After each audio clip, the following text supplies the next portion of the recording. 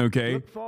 As people get dumber and dumber as time passes, Trump's rhetoric also adjusts.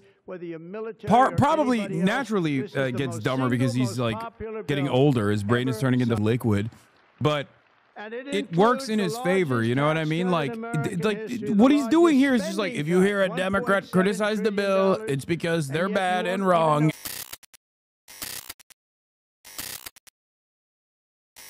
I don't care about this. Trump is going live. It's Mega Bill celebration time. Let's tune into CNN.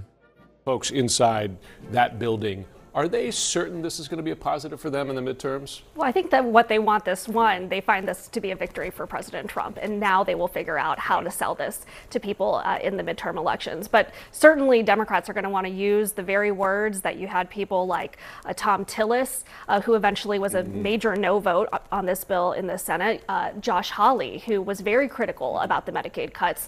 Expect them to be featured in campaign ads going forward. We already know that there are various Democratic ad makers who are starting to prepare ads and will go out over the course of this next month trying to target those swing district members. But for the Trump administration, they really believe that this bill is making good on his campaign promises, and they think that's what people are going to focus on. I mean, we talked about the tax cuts, about no tax on tips and overtime, but there's also a ton of money going to immigration enforcement, and we know that immigration and the border was a top issue for voters in the 2024 election. It still is a top concern, and so they are betting that that will pay off with voters and that they will see those elements that Trump had promised to implement, and that may help Republicans in the midterms. Speaking of the deficit, of course, some of the most critical criticisms came from Elon Musk as regards this bill, and Elon Musk is now talking again, quite seriously, it seems, about founding a third party.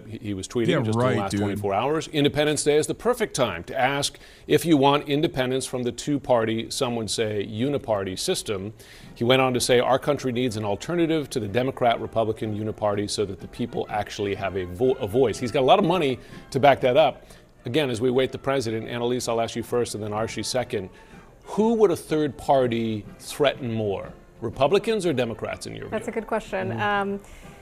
Probably Republicans, but I could make an argument for either. I think there are a lot of people on both the right and the left frustrated with their parties, but I'm not sure if Elon Musk is going to be the great convener to unify that group of folks. He's got a lot of money to at least to fund, because one thing he's talking about is targeting specific swing races, saying, I think he tweeted, perhaps a dozen seats as opposed to a national third party that would contest. Would that worry Democrats perhaps as much as Republicans in some of those swing districts? I think the strategy is a bit of a wild card, and I think Elon Musk is a wild card. But I do think when you look back at Ross Perot, he really did impact the debate on the deficit. So I think that's where actually Elon Musk's real potential is to impact the debate.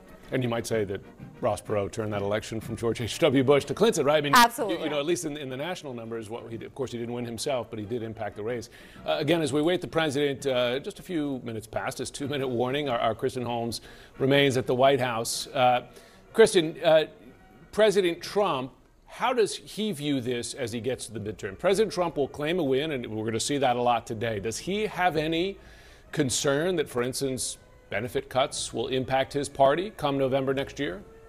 Well, a couple of things to keep in mind here. One, President Trump is not on the ballot, and he's not going to run another term after this. So those kind of concerns, we know that President Trump really cares about one person winning an election, and it is himself.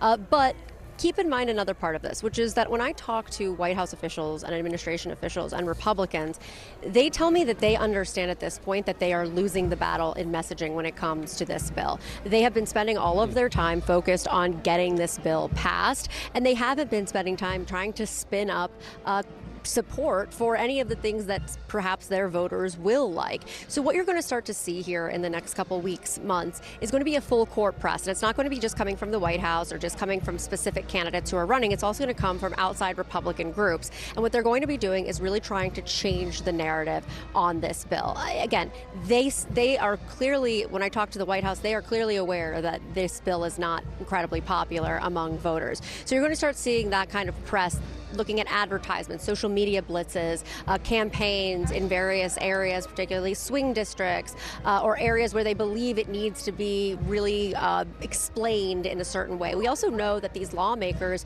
when they came to the White House, they expressed this concern to the administration. Unclear if they said it to President Trump himself, but to the others that were in the room. How are we going to be messaging this? And that has been a conversation that administration officials have been having directly with lawmakers. For example, one of the conversations was around Medicaid and talking about how each state is still going to be able to allocate those funds. Yes, Medicaid is a federal fund that will go to the state, but one of these talking points that they're going to start pushing forward is that each state will determine where they want those funds to go. So if you're talking about specific hospitals, et cetera. So these are just touch the tip of the iceberg here on what these conversations are going to look like, but you're really going to see a ramp up in how Republicans are messaging this come the next couple of weeks. Kristen Holmes at the White House, thanks so much. As we continue to wait, the president about to do his victory lap as he signs. Hallelujah. It's a perfect place to disappear. That's awesome.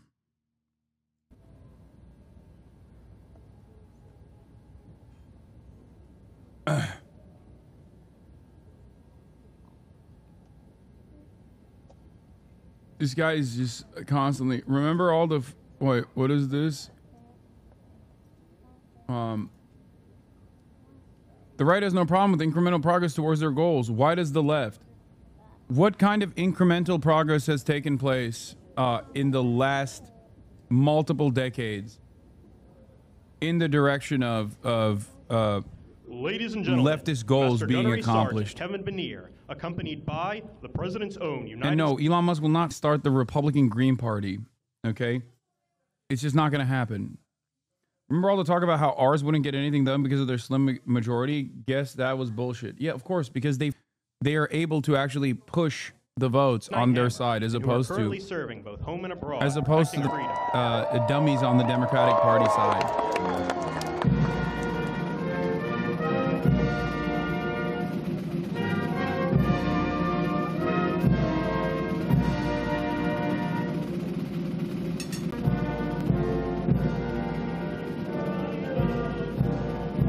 Also, 3 Democrats died, which made the Republican majority less slim, I guess. It was still slim enough. Through the perilous fight for the rampart heroes were so gallantly streaming, and the rockets' red glare, the bombs bursting.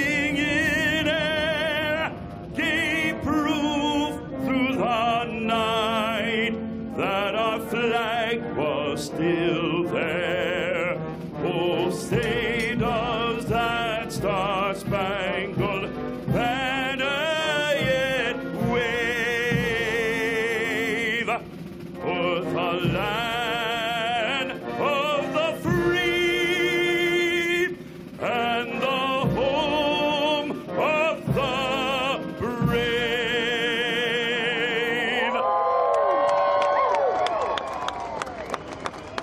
Wow, that really did it for me. I'm feeling patriotic now. I've been awash with patriotism. Show the crowd. I want to see the crowd, but I don't know who he invited there to his big, beautiful bill ceremony. Look, this guy is proving my point.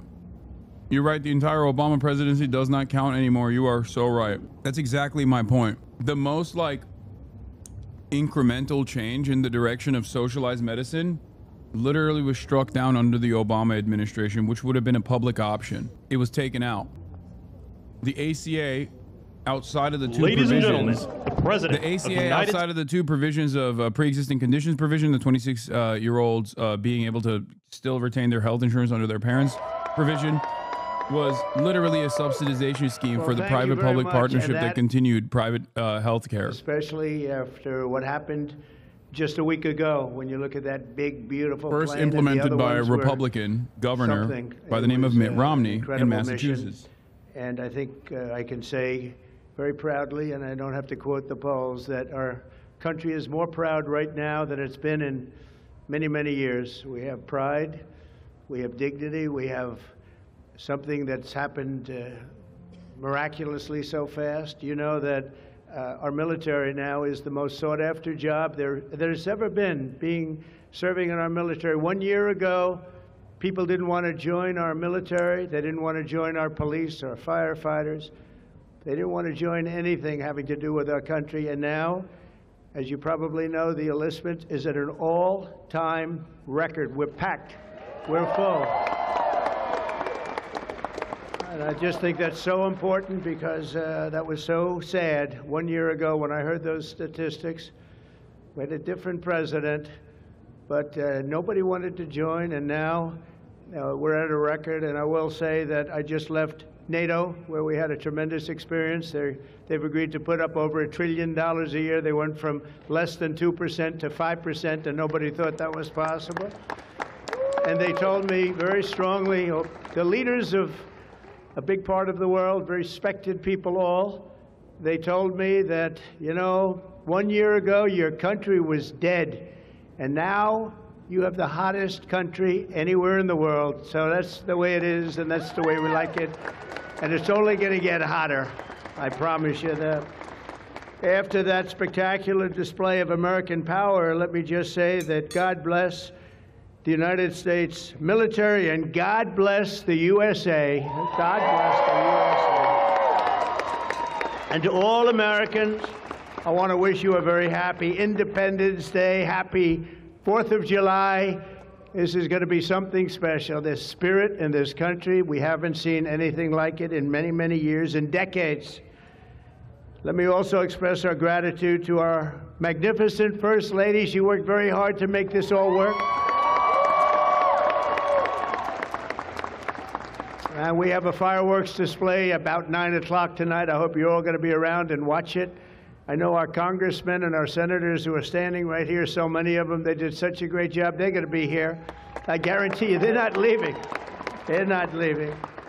Thanks as well to the National Park Service, the USO, and countless friends and distinguished guests. We have so many people in the audience that have so much to do with the success of our country. Probably the most successful almost 6 months as a president and the presidency. I think they're saying it was the best 6 months, and I know for a fact they're saying the last 2 weeks there has never been anything like it as far as winning, winning, winning. So as you know, 2 weeks ago, our incredible Air Force pilots conducted one of the most successful military strikes in all of history, Operation Midnight Hammer, and that's exactly what it was. It was a hammer. This evening, we're honored to be joined by 150 airmen and their families from Whiteman Air Force Base in Missouri, home of the B-2 bomber.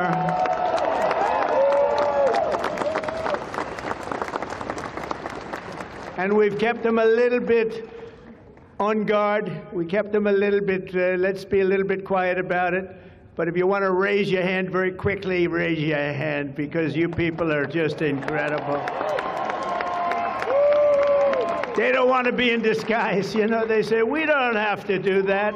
They're looking at us like we're a bunch of babies. We don't have to be in disguise. We saw all those hands go up. Thank you very much. We owe you everything. Great job. Incredible. Just flawless. One of the most flawless military campaigns in the history of our country. If you remember years ago, they had helicopters crashing into each other. It was a disaster, the hostages in Iran. And we had just the opposite. We didn't have any crashes. We didn't lose any planes. We didn't lose anybody. Those beautiful planes that you saw were totally stealth. They flew right over the center of a very hostile country, and they never even saw it coming. And then they said, skedaddle. They dropped the bombs. They said, skedaddle. And that big sucker turned over like this on its side, and it got out of there. Well, I'll tell you what, how they do that, but they can do it. I asked our great General Kane, how do they do that? Do they really love doing that? Look at them, they're all laughing. And they said, do they really like doing it, sir? They can't wait. Better you than me. That's all I can say. It was a flawless mission. Every single bomb hit, and it was total obliteration. Total obliteration. Now Even the fake news is admitting that. They hated to admit it, but they had no choice. That was an incredible thing, and these heroic pilots showed our enemies what it means to fly, fight, and win. To every service member who supported that mission, and we have many of them here, we've made we've made you proud by supporting, but you've made us even prouder by having the courage to get in those gorgeous machines and fly through the roughest airspace anywhere in the world. And we salute you and we honor you. Thank you very much for being here. Thank you. And we're also honored and delighted to be joined by hundreds of service members and military families. Those families are the best we have, from all across the U.S. Armed Forces, Army, Navy, Air Force, Space Force. I love the Space Force. You know why? Because we're the ones that did it. It's turned out to be a very invaluable force, actually. The Coast Guard and the Marines are incredible people. On behalf of our entire nation, this 4th of July, we thank you for keeping America safe, strong, sovereign, and free. Thank you very much for being here. Great honor. And stick around for the fireworks. And our country's had so much to celebrate this Independence Day. As we enter our 249th year, America is winning, winning, winning like never before. We're not, I'll tell you, we're in a category now that's where we've wanted to be for a long time. We suffered with 4 horrible years of embarrassment. Afghanistan may be the most embarrassing moment in the history of our country. We're never going to let a thing like that happen again. Trillions of dollars are pouring into the United States for investment purposes. Almost $15 trillion. There's never been anything like it. There's never been anything even close. The stock market's at an all-time high. Jobs are at an all-time high. Everything's at an all-time high, and we're going to keep it that way. We have the greatest country in the world, and we're back. We're back like nobody thought possible this quickly. I thought it would take maybe a year, maybe 2 years, maybe even 3. And we did it in less than 6 months. We are back and strong. We've restored American strength and deterrence on the world stage. We're respected again. The world is respecting us again. When we did NATO, those leaders came up to me and they said, you know what, we're going to go to a new level of spending because the Brandonization is complete. I repeat, the Brandonization is complete. He said, we did NATO. They didn't spend any money. They didn't spend anything. In a few moments, we're going to make official the greatest victory yet when I signed the one big, beautiful. And before I start, I want to tell you that I've never seen people so happy in our country because of that, because so many different groups of people are being taken care of, the military and civilians of all types, jobs of all types. We're adding things like the biggest tax cut in the history of our country, child tax credits. So many things are being added that we wouldn't even have time to discuss them. When we were doing it, John Thune and Mike Johnson right there, I see Mike, what a job they've done.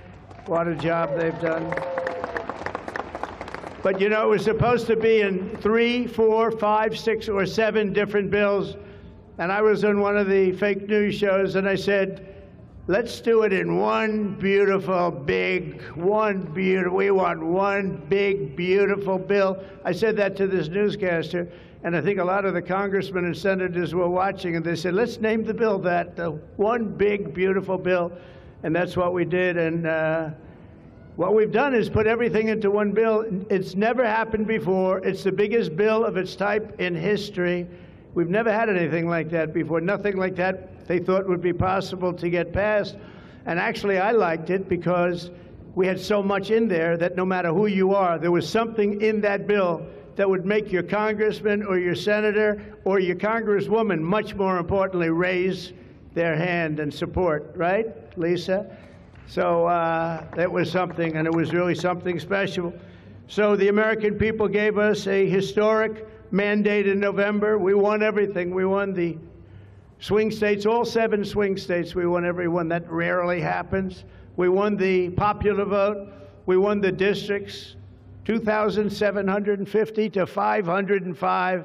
That's why when you look at a map, it's all red, a little blue on each end. but it's all red. And by the way, red means Republican, just in case. But we made promises, and it's really promises made, promises kept, and we've kept them. This is a triumph of democracy on the birthday of democracy, and I have to say that the people are happy. They're happy. And I listened to a broadcast, and I read a couple of articles. We're so cooked, bro. The Democrats, they should have voted for it. They didn't vote for tax cuts. They didn't vote for taking care of people. They didn't vote, not one vote. And we knew that because their hatred of either the country or me or both is so great. They didn't vote at all, and it's terrible. But I just have to say, they have a routine. It's terrible, they say. Terrible, terrible. You saw that guy standing up for hours yesterday. He didn't know what he was even doing there. I say, when's he sitting down? He had a towel. He's wiping his face. That's not too elegant. But what is he? I said, what is he doing for so long? And he couldn't criticize the bill. He was criticizing everyone else and everything else. So they've developed, and this is according to the news media, they've developed a standard line, and we can't let them get away with it. Oh, it's dangerous. Oh, everybody's going to die. It's actually just the opposite. Everybody's going to live. This is just the opposite. And I just want you to know, if you see anything negative put out by Democrats, it's all a con job. And they said, and they compared it to just like the con job of Russia, Russia, Russia, and all of the other things they did. The 51 intelligence agents said, and the laptop from hell, it came from Russia, they said. Dude, no, it didn't I come think out. Trump Come from Russia. That and his didn't come from rhetoric Russia.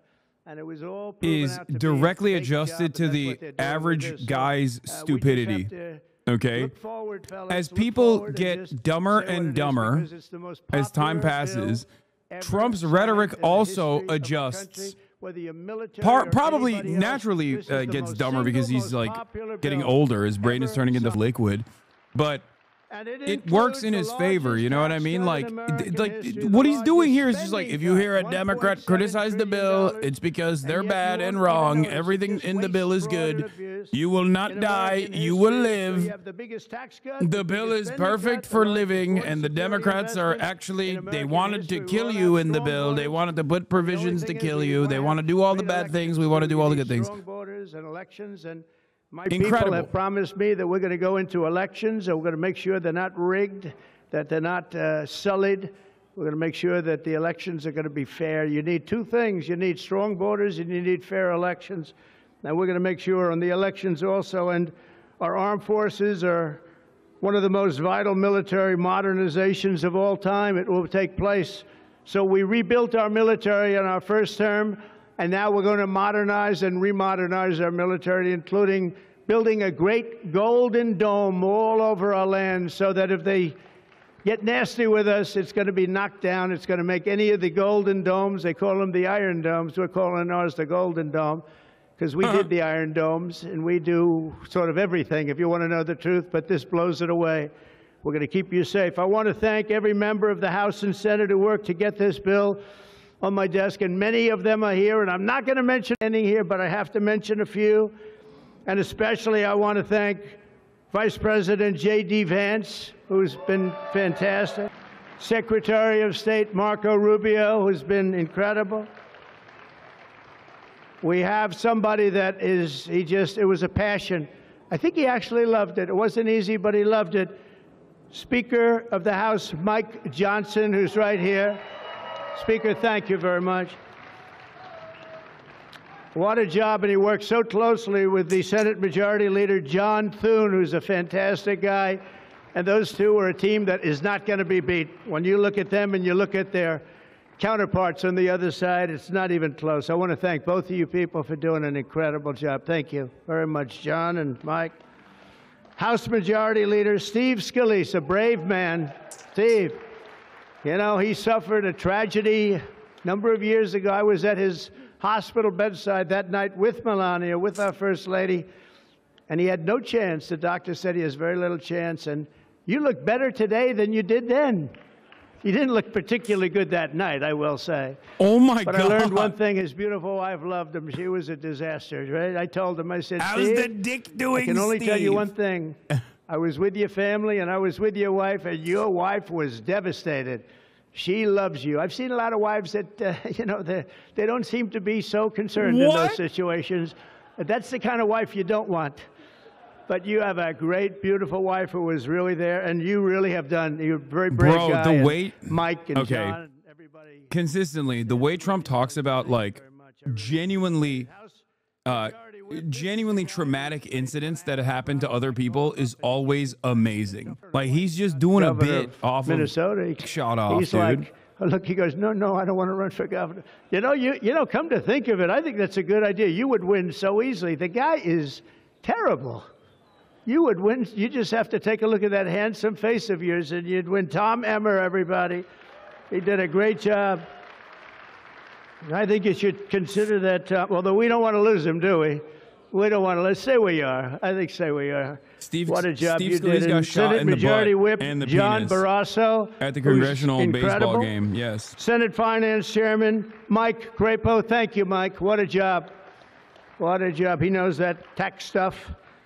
Him and Jason, they really know their stuff. Senate Budget Committee Chairman Lindsey Graham. What a good man he is.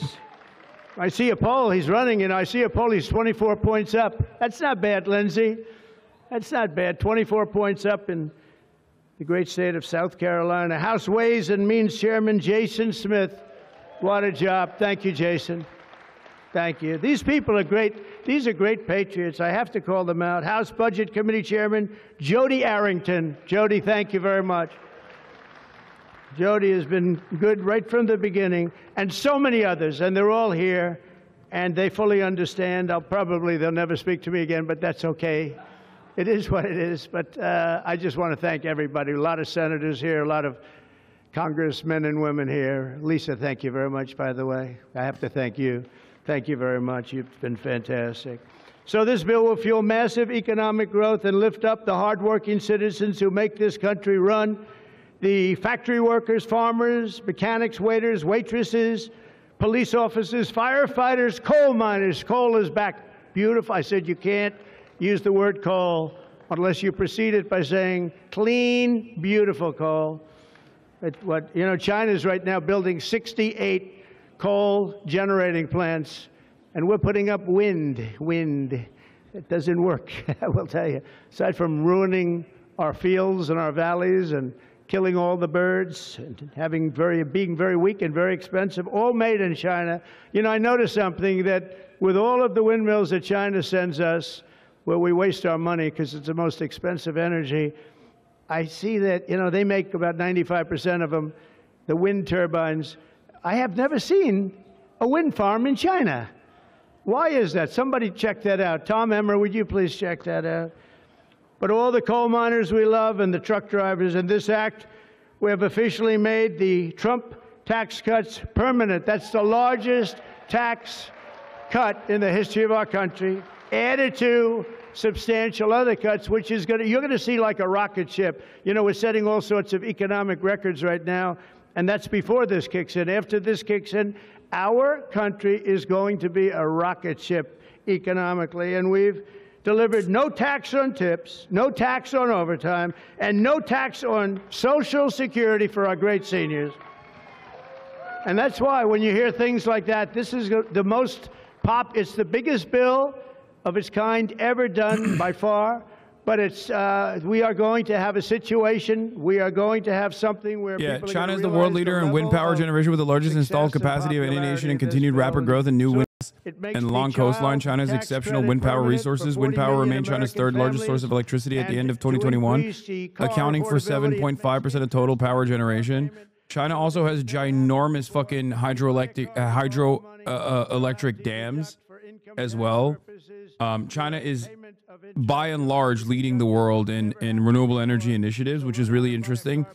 It is quite literally part of the reason why the Trump administration is actively moving away from renewable energy, because China not only is a global leader in renewable energy initiatives in its own nation state, they happen to have almost a total monopoly on the procurement of rare earth minerals that are necessary for the development of renewable energy infrastructure. and they are the actual monopoly on the refinement of the materials necessary for renewable energy infrastructure. And this is precisely the reason why Donald Trump has actively moved the United States away from doing anything with renewable energy, because we would rather, if we're losing the game of monopoly, we would rather just flip the table and flip the board than continue playing the game of monopoly. And in this instance, of course, we are all living on the board, and the flipping of the board is basically just lighting the earth on fire, quite literally. That is what Donald Trump is doing. It's like, oh, if we can't control the major resource necessary for the future of mankind, then we'll just make sure that there is no future mankind.